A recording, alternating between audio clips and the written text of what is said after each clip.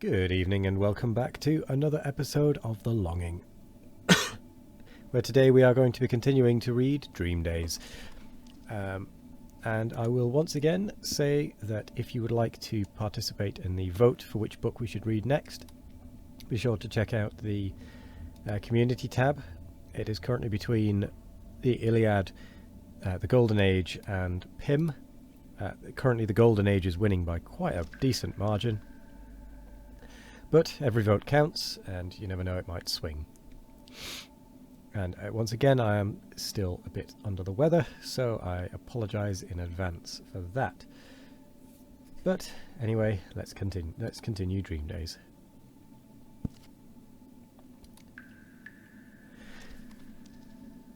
Naturally enough, perhaps, we others received no official intimation of this grave secession of territory. We were not supposed to be interested.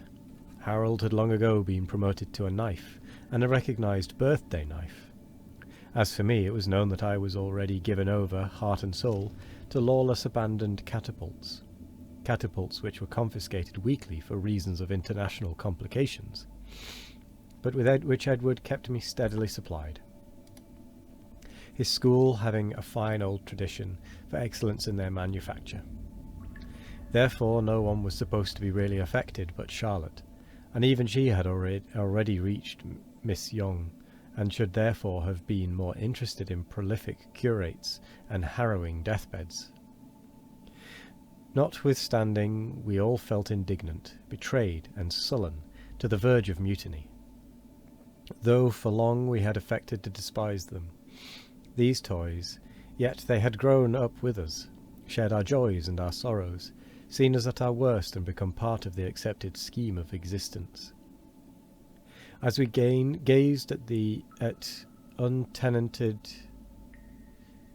shelves and empty, hateful, tidy corners, perhaps for the first time for long, we began to do them a tardy justice. There was old Leotard, for instance. Somehow he had come to be sadly neglected of late years, and yet how exactly he always responded to certain moods. He was an acrobat, this Leotard, who lived in a glass-fronted box. His loose-jointed limbs were cardboard his slender trunk, and his hands eternally grasped the bar of a trapeze. You turned the box round swiftly 5 or 6 times. The wonderful unsolved machinery worked, and Leotard swung and leapt backwards, forwards, now astride the bar, now flying free. Iron-jointed, supple sinewed, unceasingly novel in his invention of new, unguessable attitudes. While above, below, and around him, a richly dressed audience, painted in skilful perspective of stalls, boxes, dress circle, and gallery, watched the thrilling performance with a stolidity which seemed to mark them out as made in Germany. Hardly versatile enough, perhaps, this Leotard. Unsympathetic, not a companion for all hours, nor would you have chosen him to take to bed with you. And yet, within his own limits, how fresh, how engrossing, how resourceful and inventive. Well, he was gone, it seemed, merely gone. Never specially cherished while he tarried with us, he had yet contrived to build himself a particular niche of his own. Sunrise and sunset, and the dinner bell, and the sudden rainbow and lessons and Leotard and the moon through the nursery windows. They were all part of the great order of things, and the displacement of any one item seemed to disorganize the whole machinery. The immediate point was not that the world would continue to go round as of old, but the Leotard wouldn't.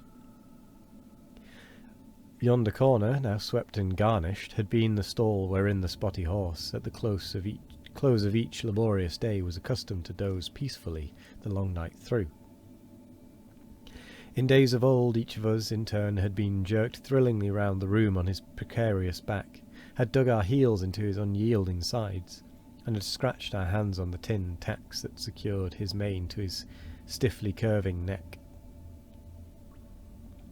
Later, with increasing stature, we came to overlook his merits as a beast of burden, But how frankly, how good-naturedly he had recognized the new conditions, and adapted himself to them without a murmur.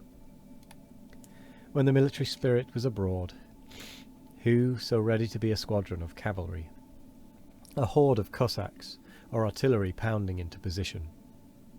He had even served with honour as a gunboat during a period when naval strategy was the only theme, and no false equine pride ever hindered him from taking the part of a roaring locomotive, earth-shaking, clangorous, annihilating time and space. Really, it was no longer clear how life, with its manifold emergencies, was to be carried on at all without a fellow like the spotty horse, ready to step in at critical moments and take up just the part required of him. I do apologise.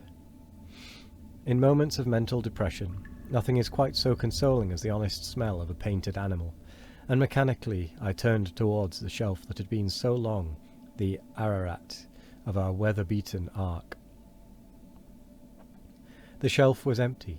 The ark had been cast off moorings and sailed away to Poplar, and had taken with it its haunting smell, as well as that pleasant sense of disorder that the best-conducted ark is always able to impart. The sliding roof had rarely been known to close entirely. There was always a pair of giraffe legs sticking out, or an elephant trunk taking from the stiffness of its outline, and reminding us that our motley crowd of friends inside were uncomfortably cramped for room, and only too ready to leap in a cascade on the floor, and browse and gallop, flutter and bellow and neigh, and be their natural selves again. I think that none of us ever really thought very much of Ham and Shem and Japhet. They were only there because they were in the story, but nobody really wanted them. The ark was built for the animals, of course. Animals with tails, and trunks and horns and at least 3 legs apiece, though some unfortunates had been unable to retain even that number. And in the animals were of course included the birds, the dove for instance, grey with black wings, and the red-crested woodpecker. Or was it a hopi? No, was it a hoopoe? And the insects, for there was a deer beetle about the same size as the dove, that held its own with any of the mammalia.